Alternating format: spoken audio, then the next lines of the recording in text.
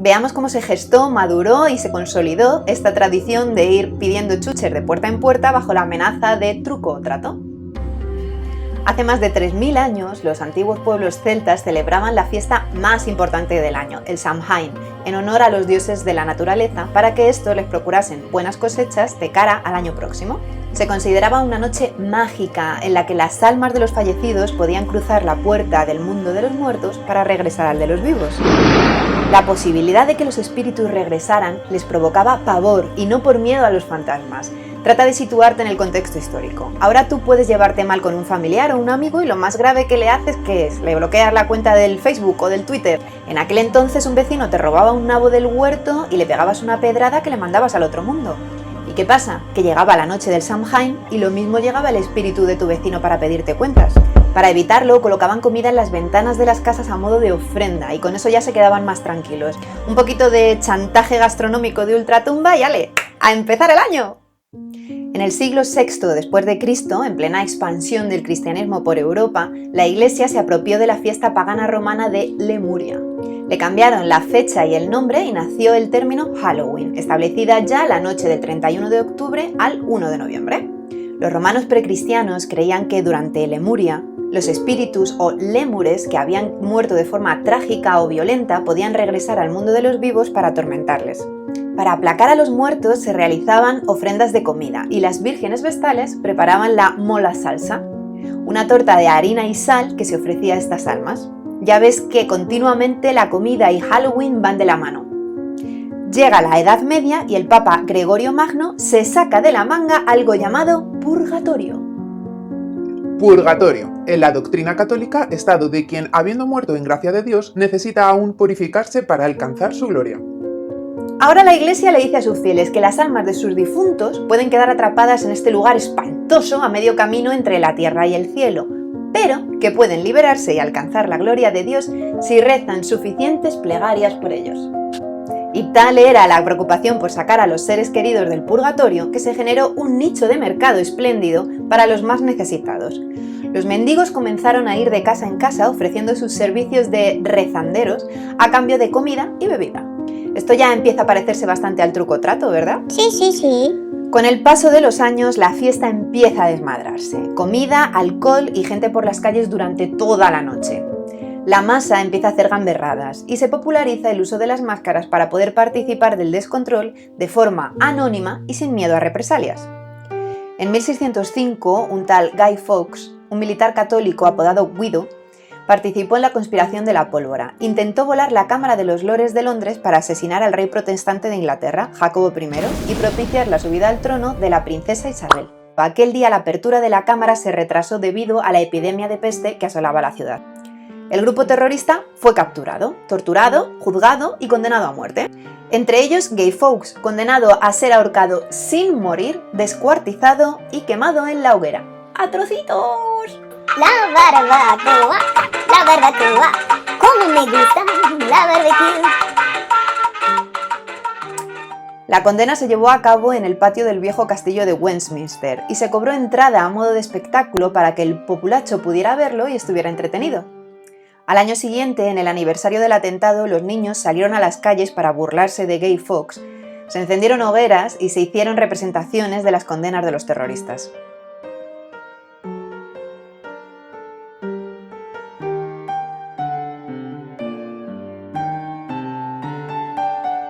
Si quieres saber más sobre este inglés que luchó junto a los españoles en los tercios de Flandes, házmelo saber a través de los comentarios.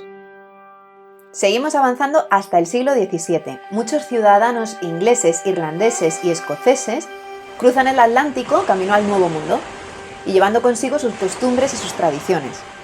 Al llegar a la costa noroeste de Estados Unidos, se topan con los colonos puritanos de Nueva Inglaterra. Es interesante resaltar la importancia de estos colonos, ya que centraron todos sus esfuerzos en la educación y la religión. De hecho, fueron ellos quienes fundaron la Universidad de Harvard en 1636. Uno de sus dogmas era la no celebración de festividades tradicionales que ellos consideraban estar en violación de los principios regulares de adoración, de modo que trataron por todos los medios de acabar con las celebraciones de Halloween que traían estos nuevos ciudadanos ingleses, escoceses e irlandeses antes de que la tradición arraigase en el continente americano.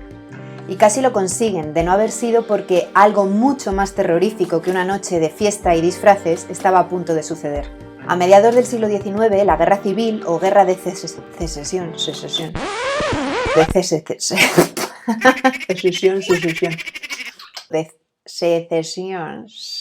Me cuesta decirlo.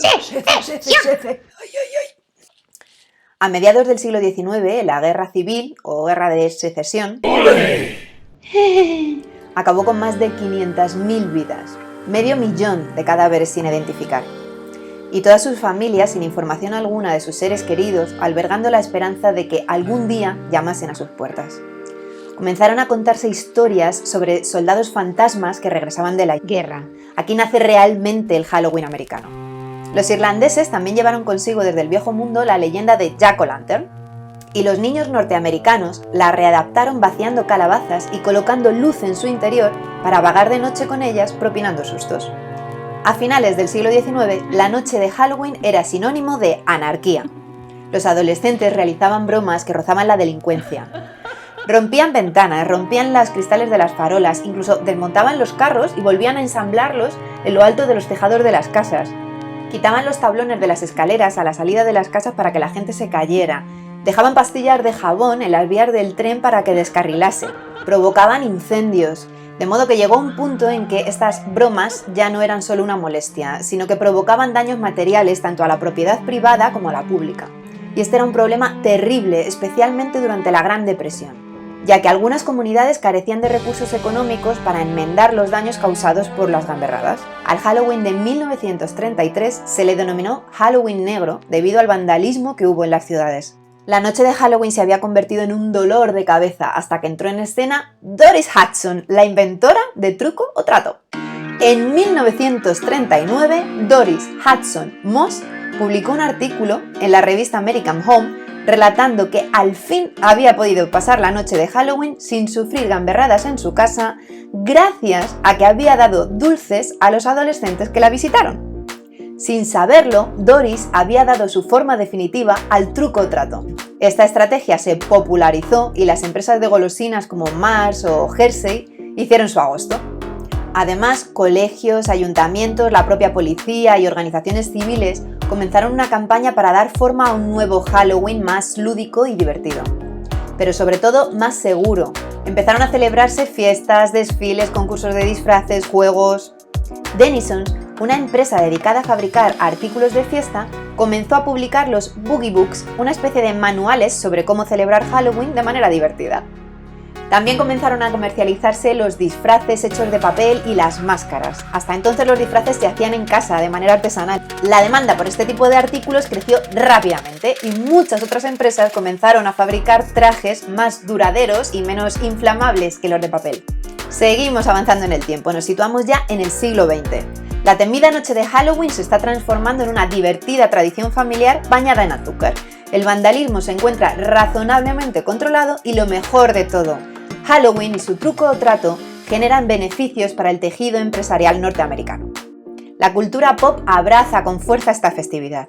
Se popularizan los disfraces de personajes de cine o televisión y aparecen los más casposos de todos. Enfermera sexy, monja sexy, caperucita sexy, esqueleto sexy, soldado sexy, payaso sexy. Halloween estaba en su mejor momento. Había llegado la hora de conquistar Hollywood.